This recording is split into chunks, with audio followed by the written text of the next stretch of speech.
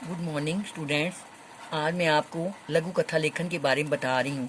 ये एक नया चैप्टर पिछले साल शुरू हुआ है, लघु कथा लेखन। जैसे इसके नाम से स्पष्ट है, लघु का मतलब होता है छोटी, कथा मैंने कहानी। लघु कथा का अर्थ है लघु कथा का निर्माण लघु और कथा से मिलकर हुआ है। अर्थात लघु कथा गद्य की एक ऐसी विद्या है जो आकार में लघु है और उसमें कथा तत्व विद्यमान है। यह ना लघुता को छोड़ सकती है न कथा को।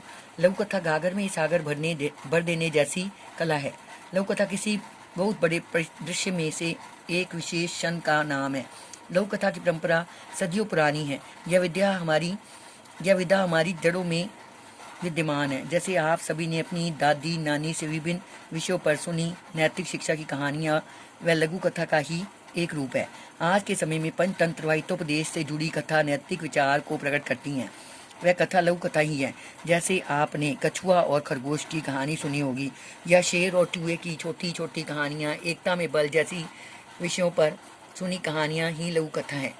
लघु कथा के महत्वपूर्ण अंग: कथानक यानी क्या कहना है, पात्रानुकूल, संवाद, क्रमबद्धता, देश काल और वातावरण, भाषा शैली, उद्देश्य। लघु कथा का विषय स्पष्ट होना चाहिए। कथा लेखन की विधियाँ: दी गई रूपरेखा या संकेत या प्रस्थान बिंदुओं के आधार पर कथा लेखन। नंबर 2, अधूरी या पूर्ण कथा को पूर्ण करना। नंबर 3, रिक्त स्थानों की पूर्ति के रूप में भी कहानी पूरी करना। इस टाइप के भी पेपर में आ जाते हैं। कहानी का आरंभ आकर्षक और जिज्ञासा उत्पन्न करने वाला होना चाहिए ताकि कहानी पढ़ने को मन करे। कहानी ना तो बड़ी होनी चाहिए और ना ही छोटी।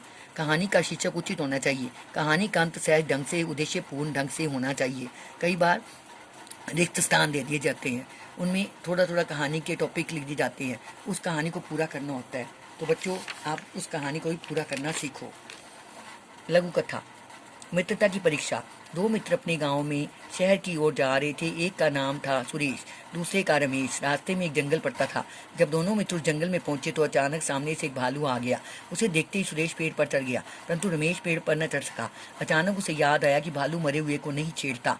बस वह चुपचाप मुद्दा सा बनकर जमीन पर लेट गया।